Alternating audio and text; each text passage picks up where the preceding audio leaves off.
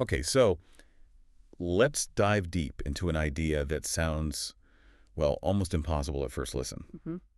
What if I told you that the path to living, that life we associate with financial freedom and retirement, the kind where you have time, mobility, doing what you want when you want, Yeah. what if that didn't require decades of grinding away in a job you might not even like? What if you could start creating that reality right now? Not, way off in the Well, future. it definitely goes against the grain, doesn't it? I mean, Right. the standard advice is always, work hard for 40 years, then maybe you get to relax. Exactly. And that's precisely what makes the source material for this deep dive so disruptive and interesting.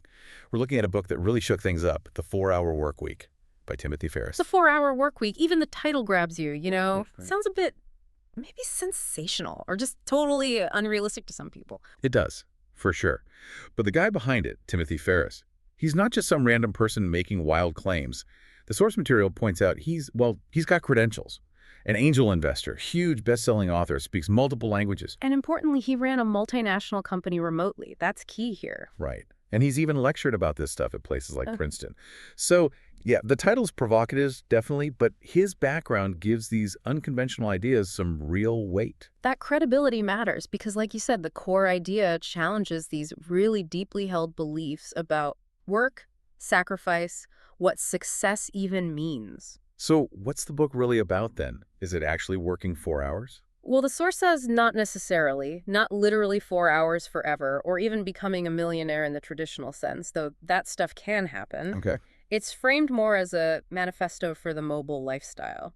The big concept is something he calls lifestyle design. Lifestyle design. Okay, and what does that mean according to the book? It's about consciously deciding to ditch what the source calls the deferred life plan. The deferred life plan. That's the work now, live later model. Exactly, putting off all the fun stuff, the travel, the passions, until you're like 60-something. Lifestyle design flips that. It's about intentionally creating a luxury lifestyle. And luxury here doesn't just mean expensive stuff, but creating that rich life now in the present. Using a different kind of currency. Right. Right. The book talks about the new rich, and these aren't necessarily people with billions in the bank. Okay. Their wealth is measured differently. It's measured in time and mobility, freedom, basically. So the new rich prioritize having the freedom to do what they want, the Yeah. freedom to be where they want, more than just having a huge pile of cash they might use decades down the road. Yeah, it's a big shift. Less focus on just earning money, more focus on using money and systems to buy back your time and freedom. Makes sense. So who is this book actually for? Is it just for like tech startup founders or digital nomads? The source is pretty clear on this. It says it's for anyone who doesn't fancy sitting at a desk until they're 62. Huh. Okay, so pretty broad. Yeah. If your dream is escaping the 9 to 5, doing that fantasy travel now, living abroad for a while, maybe trying to set a world record, I don't know, or just making a big career change. And doing it today, not someday. Exactly. The book argues the principles work whether you feel like a, quote, wage slave or you're a Fortune 500 CEO. That is a bold claim, Yeah. suggesting it's not about your job title, but the way you work and live. It's about the structure. So why dive into this? I mean, the source says it was rejected by, 26 publishers at first? 26 out of 27, yeah. Wild. But it became this massive bestseller. Why? What's the appeal? Because, well, it claims to give you actual tools, a kind of roadmap, to make those big dreams feel achievable now. It pushes you to question all those common sense rules we live by. The ones that are maybe just socially reinforced delusions, as the book calls them? Precisely. By questioning those, you start seeing possibilities that maybe you just didn't see before, options others miss entirely. It's like pulling back the curtain on assumptions we just accept and realizing they might not actually help you live the life you want. And it's not just theory. It's rooted in Ferriss's own story, right? The source mentions this. Yeah, he wasn't always Mr. Lifestyle Design. He had a company, Brain Quicken, making serious money, like 70 grand a month at one point. Wow. Sounds like success by any normal measure. Totally. But he was working himself into the ground, like 12 plus hours a day, 7 days a week, just completely burned out. Financially okay, but miserable personally. Chained to the business. Exactly. And the book describes this breaking point. He's on a supposed vacation in Florence, Italy. Uh-oh. And he ends up spending 10 hours a day stressed out in an internet cafe, dealing with work crises. That's not a vacation. No, that's just remote work stress. Right. And that was the light bulb moment for him. He realized it wasn't him or even the business profitability. It was the vehicle, the way the business was set up.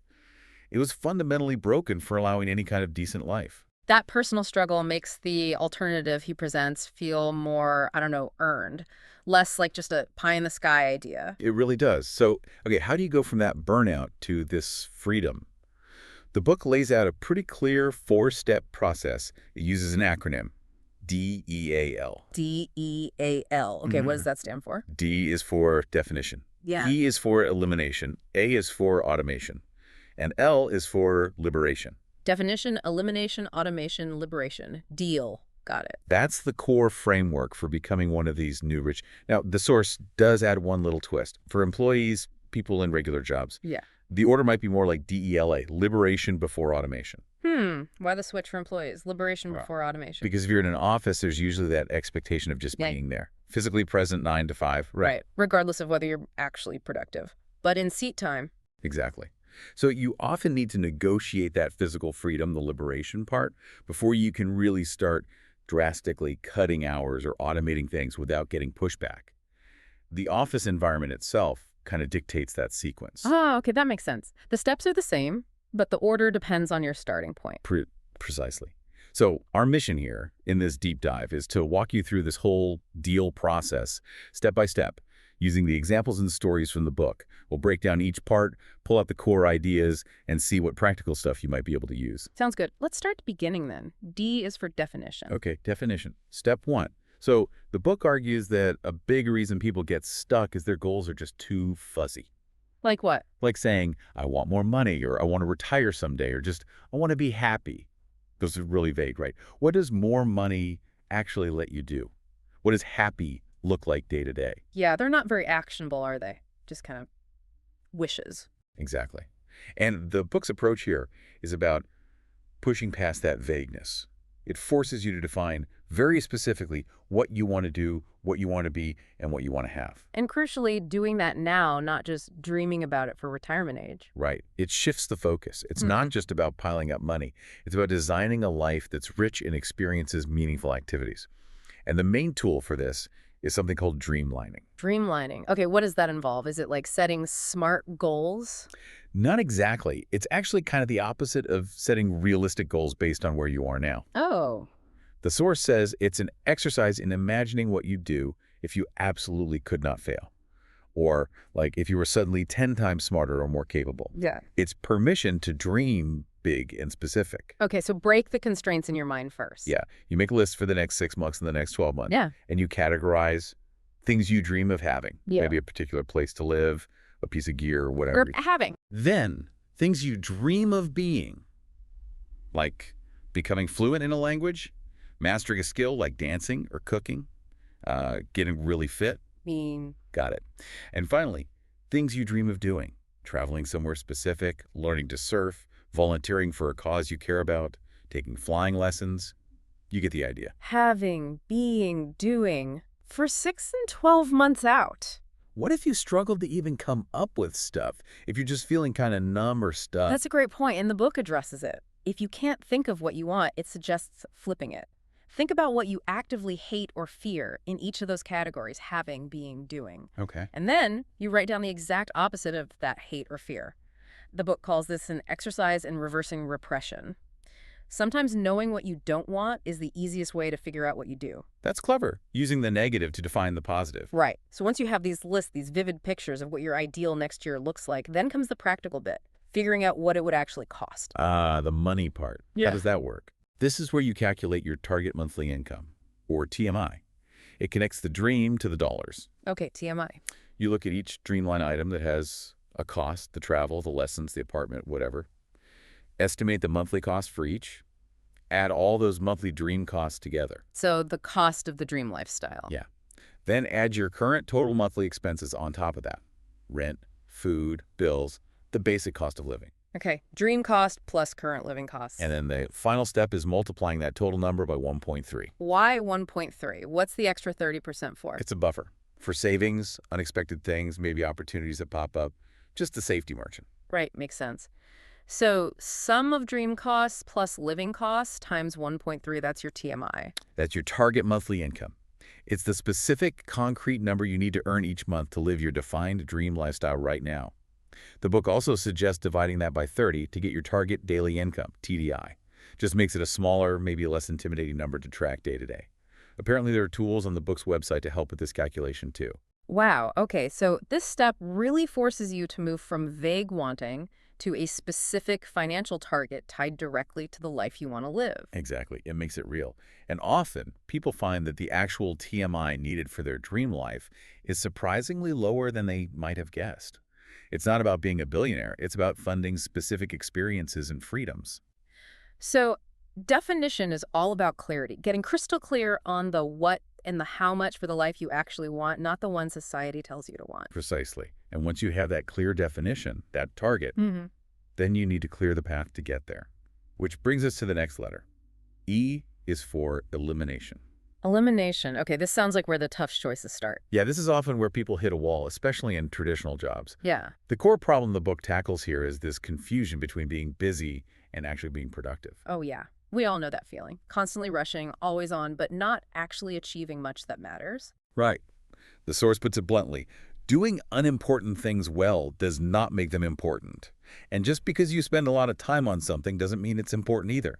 It talks about professional wheel spinning. Just running in place, burning energy, but going nowhere. Exactly. Feeling swamped, working crazy hours. But at the end of the week, you look back and think, what did I really do that moved the needle towards my goals?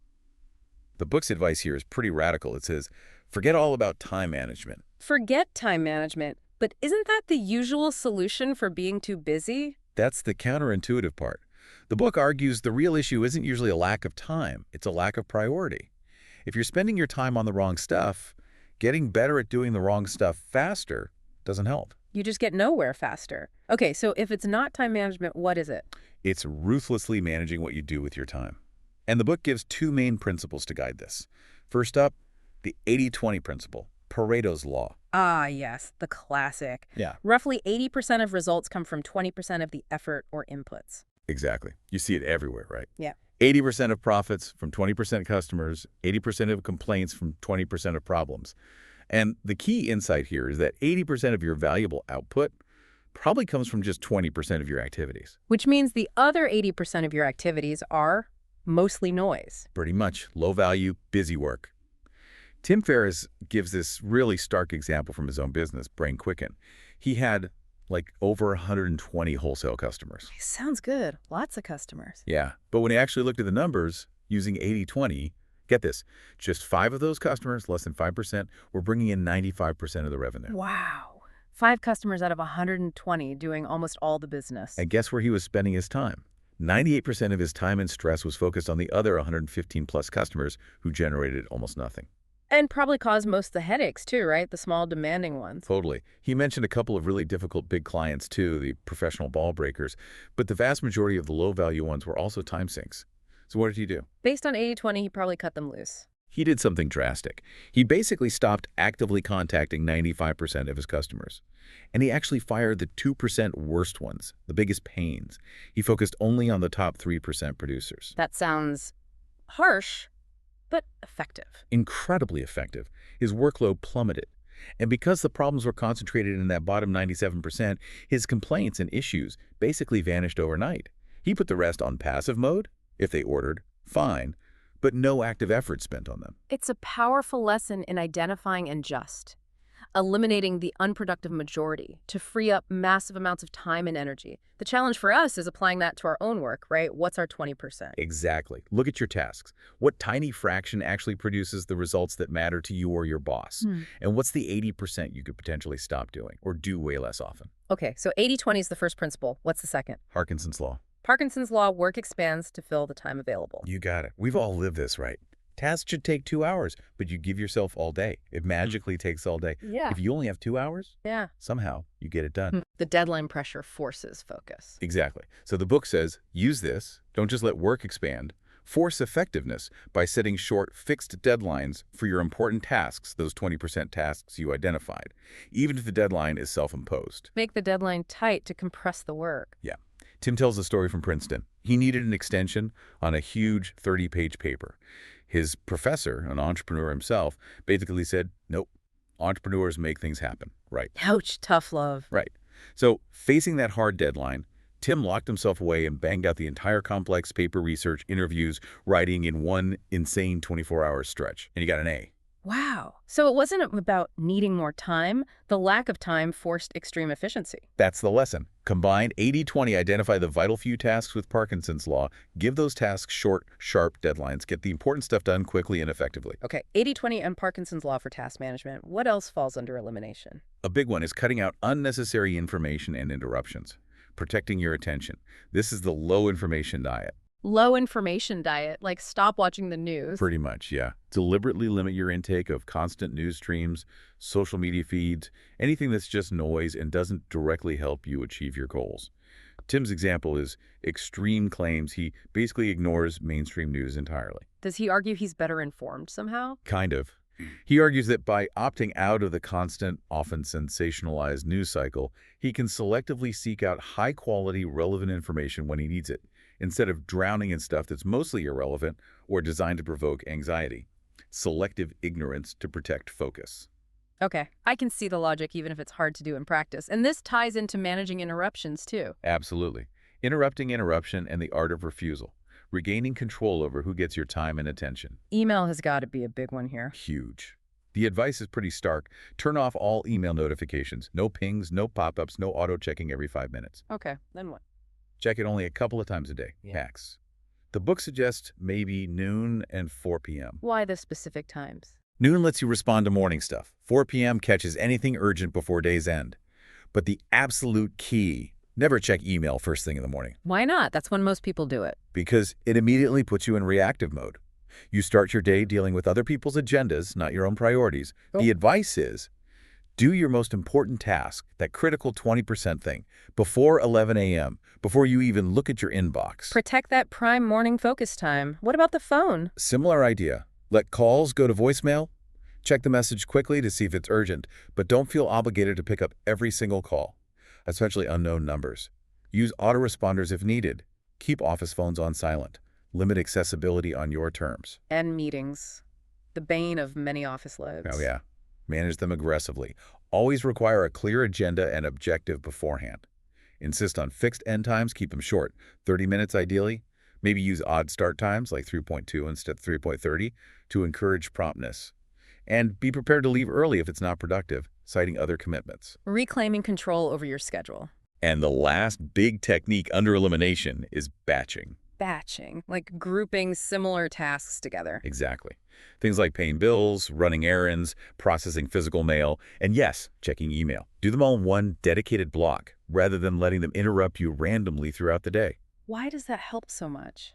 Because context switching is mentally expensive. Every time you stop focusing on deep work to answer a quick email or take a quick call, your brain has to shift gears, and it takes time to get back into the flow.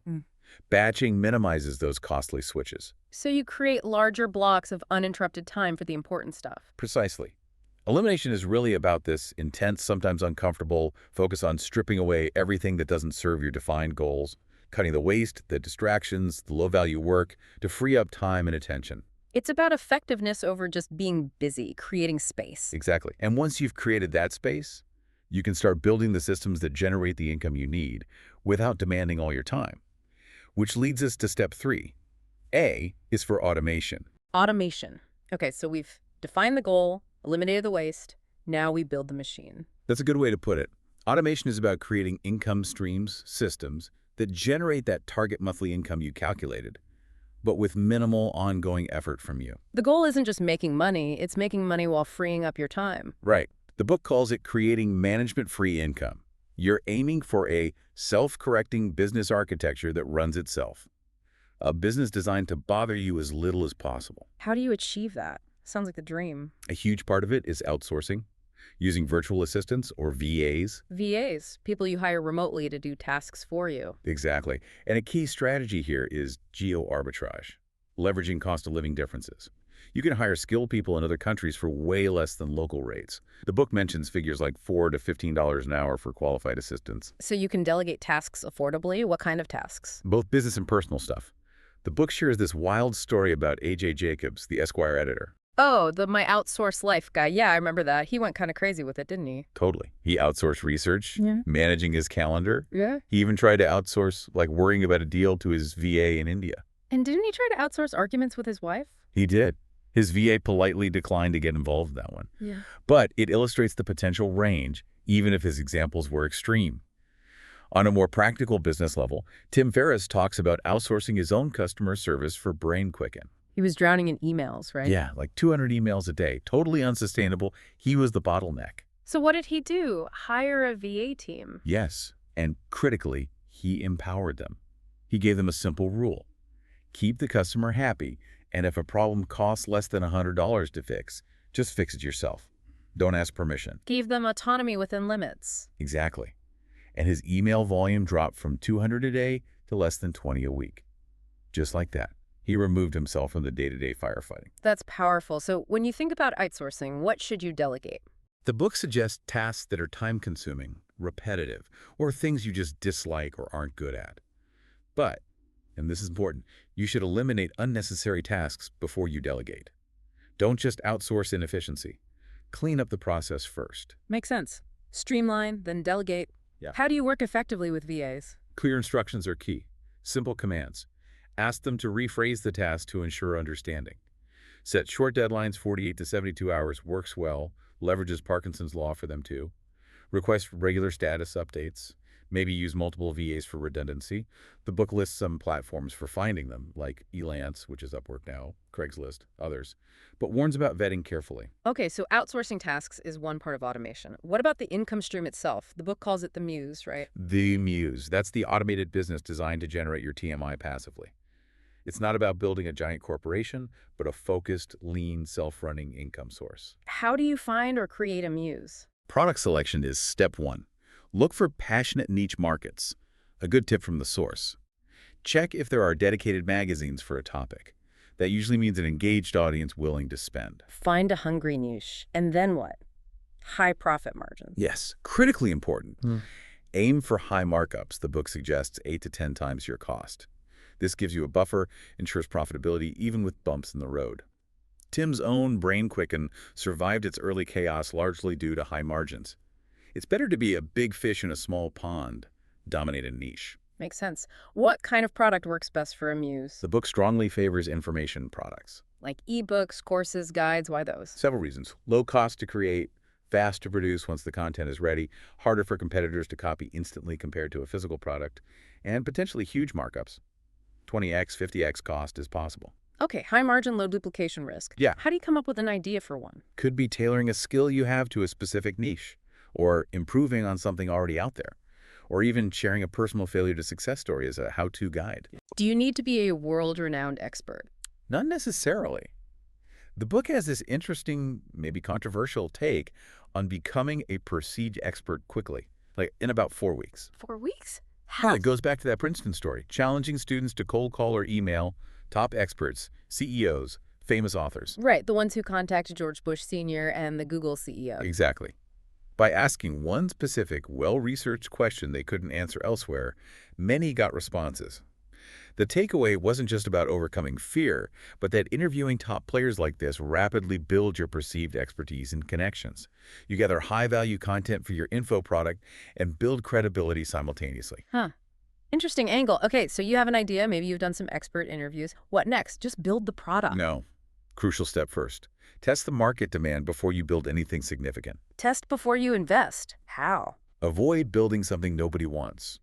The book stresses using simple, cheap online tools for rapid testing. Create a basic landing page tools like Weebly or WordPress are mentioned. Describe your potential product. Okay, a simple sales page. Then what? Drive a small amount of targeted traffic there using pay-per-click ads, like Google AdWords. Bid on keywords your ideal customer would search for. Set a tiny budget, like $50, just to get data. And how do you measure demand on that page? Couple of ways. You could offer a related freebie, like top 10 tips, in exchange for an email. The number of signups shows interest. That's the Johanna Yoga for Climbers example. Or use a mock checkout. Matt Schmidt's trick. A buy now button that looked real but just captured the intent to buy. Sherwood tested t-shirt demand just by changing the guarantee wording on the page. So you're gauging purchase intent without actually having a product yet. Exactly. Calculate the potential ROI based on these cheap tests. Only if the numbers look good do you actually invest in creating the full product. It minimizes risk massively. Much better than just guessing and hoping, like the Sarah t-shirt example who failed. Smart. Test, then build. Okay, so you've tested, demand is there, you build the info product. Now how do you automate the selling and delivery? This is the management by absence architecture. Setting up the systems so you are not the bottleneck. You're the ghost in the machine. What does that architecture look like? For a typical e-commerce muse, traffic, like PPC ads, leads to your website. The website has a shopping cart. The cart talks to a payment processor. Payment clears. Order goes to a fulfillment house. They store, pack, ship your product, handle returns. But maybe add a call center for inquiries. So a chain of mostly automated or outsourced services. Right. Doug's pro sound effects example. Ads, website, Yahoo cart, order PDF, emailed, payment process, PDF, sent to manufacturer, manufacturer drop ship the product. Doug wasn't touching inventory. And your role in all this? Minimal. You're outside the daily flow. You check reports, fulfillment stats, maybe call center logs periodically. Check the bank account maybe twice a month, like the 1st and 15th. Look for anomalies, make sure the system is working, but don't get bogged down in operations. And the beauty is scalability, right? Using third-party services means it can handle growth without demanding more of your time. Exactly. 10 orders or 10,000 orders, the system handles it. The book talks about upgrading infrastructure in phases as volume grows, but the principle is the same. Leverage external services. What about things like guarantees? Use bold ones. A strong guarantee, like 110% money back, reduces risk for the customer, builds trust, and can boost sales significantly in an automated system. If the product is good, returns usually aren't a huge problem. And managing communication without being constantly available. Tools like virtual phone numbers, IVR systems, those automated phone menus, Skype in numbers. They let you manage calls professionally, screen them, route them without you needing to be glued to a phone. And IVR can make a one-person operation sound huge. Okay, so automation is about building this self-running muse, using outsourcing and systems to generate your TMI passively, freeing you up. It's building the engine that funds the lifestyle you defined, without consuming all of the time you freed up through elimination. And with that income flowing and time available, you reach the final step. Or maybe the step you tackled earlier if you're an employee. L is for liberation. Step 4. Liberation. This is the payoff. Achieving true freedom of location and time. And as we mentioned, for employees, this often needs to come before full automation, right? DELA, because you need freedom from the office first. Exactly. That expectation of physical presence is a huge constraint. You need to break free from the requirement to be in the office before you can really slash hours or automate work without getting into trouble. So for employees listening, how do you negotiate that escape? How do you get permission to work remotely? The book lays out a strategy for escaping the office. First step, build leverage. Make yourself really, really valuable. Indispensable even. Perform so well they don't want to lose you. Right. Then propose a trial period for remote work. Don't ask for permanent remote work right away. Frame the trial carefully, maybe around a hypothetical need or a specific project benefit or a life event. Like the Autumn Brookmeyer example. Moving to Argentina. That's the gold standard example from the book. She wanted to move, keep her job.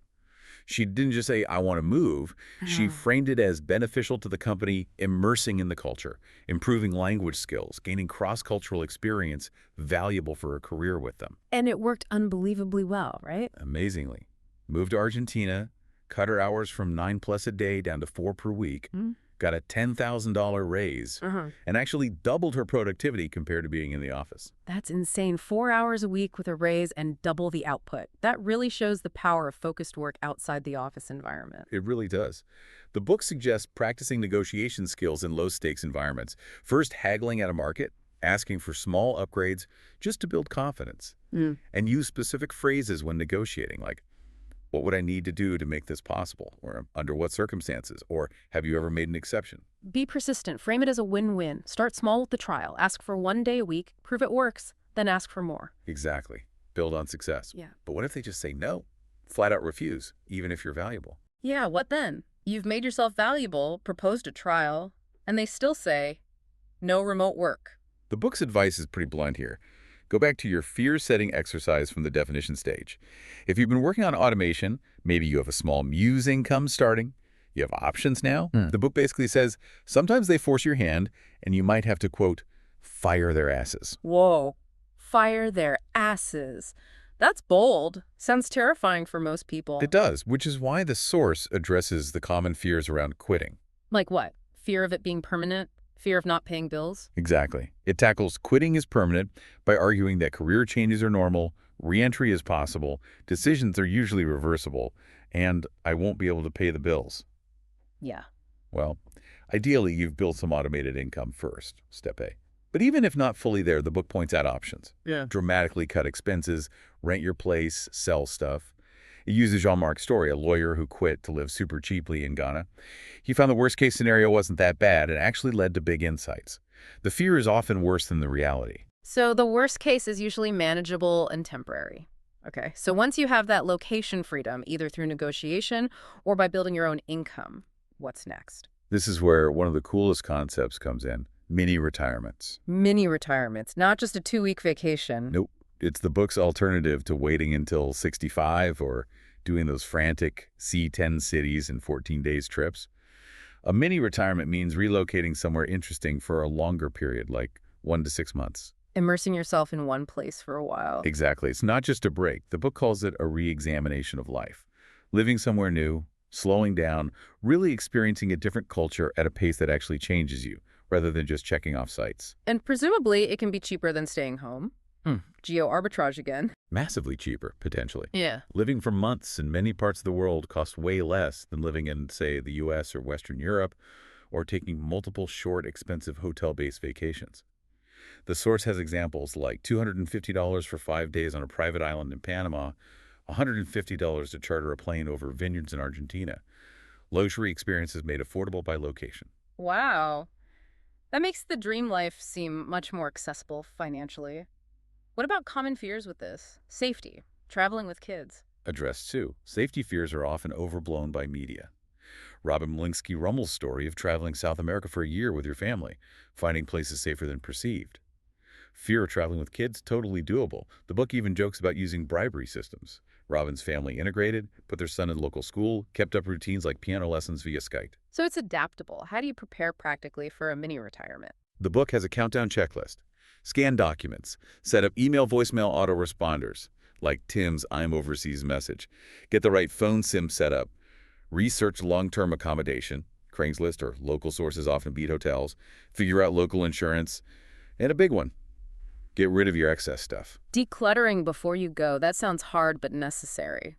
Tim describes his own struggle with this, realizing how much junk he owned but never used. Selling it, donating it, just getting rid of it was described as incredibly freeing. Which connects back to elimination, right? Shedding physical clutter frees up mental space, too. Exactly. It ties into this idea of a choice minimal lifestyle. By setting rules, automating routine decisions like what you wear, your morning routine, you reduce the number of small decisions you make daily. Less decision fatigue. Right. Less deliberation means more mental energy, more tension. You can focus better on what matters and actually appreciate the experiences you're having rather than being bogged down by trivial choices. Simplify to amplify focus and enjoyment. So liberation is really the culmination. It's cashing in the chips you earned through definition, elimination, and automation. Escaping the default path, taking control of where you are and how you spend your time, and actually living those dreamlined experiences now. It's the embodiment of being new rich time and mobility as the ultimate currencies. So we've really walked through the whole Dale Worka framework from a 4-hour work week, definition, elimination, automation, liberation. We've heard the stories, Hans the lawyer turned surf company owner in Brazil, AJ Jacobs outsourcing his life. Doug automating his sound effects business, Tim's own journey, the Princeton Cold Call Challenge, Autumn's amazing remote work deal. Matt Schmidt and Sherwood testing products cheaply, Johanna finding her niche, Ed Bird's smart launch, Jean-Marc finding freedom in Ghana, Robin's family mini retirements, the musician, the lawyer, the birder, the doctor, the finance blogger, all applying these steps. And those stories really drive it home, don't they? That it's not just theory. People from all sorts of backgrounds have used these ideas documented in the source to make real changes. It's challenging, for sure, but possible. But it's not all smooth sailing. The book also talks about the hurdles, the doubts, the ways people sabotage themselves. Yeah, the common pitfalls. Nah. Like perfectionism, waiting for the perfect plan instead of just starting, or waiting for the perfect time, which, let's be honest, never arrives. Seeking approval from others is a big one too, right? Letting fear of what friends or family might think stop you from taking an unconventional path. Definitely. And that old trap of confusing activity with productivity, staying busy to feel important rather than focusing on results. Also, letting pride get in the way. Pride, how so? Like being too proud of your current job title or status to admit it's not actually making you happy, or too proud to try something new and risk failure. The book warns that pride can keep you stuck and miserable. It suggests viewing doubts not as stop signs, but as signals to clarify and act. And if you do manage to free up all this time and location freedom, then what? Yeah. Is there a risk of feeling empty, lost without the structure of work? The book touches on that potential void. It suggests finding meaning by actively pursuing those dreams you defined, and through purposeful work, maybe not your main income source, but something engaging, and also through service. Service meaning. Anything that improves life beyond your own. Not just traditional charity, but maybe environmental work, volunteering skills during mini retirements, like Robin's family building wheelchairs or helping animals, using freedom to contribute in personally fulfilling ways. Makes sense. Fill the space with purpose. And finally, the book really hammers home the importance of the not-to-do list, doesn't it? It does. Revisiting it as maybe more important than your to-do list. What you stop doing often frees up more time and energy than what you start doing. Like, stop answering unknown calls, stop checking email constantly, or first thing, stop pointless meetings, stop letting people ramble, stop over-serving bad customers, stop thinking only you can do certain tasks. Stop carrying your phone 24/7. Stop making small things urgent just to seem busy. Stop defining yourself solely by one job. And crucially, stop ignoring the social side of life. Cultivate positive relationships outside work. That not-to-do list is like a practical summary of elimination, really. Constant reminders to cut the fat. Less but better. Focus. Okay, so let's try and wrap this up with some key takeaways for everyone listening. I think the absolute core takeaway is that fundamental challenge to the work now, live later default. The book offers a structured alternative deal for creating freedom now. And you don't need to do it all at once. Remember, fast and reversible decisions. Start small. Pick one thing from elimination. Maybe just the email checking rule. Or try outsourcing one tiny task from automation.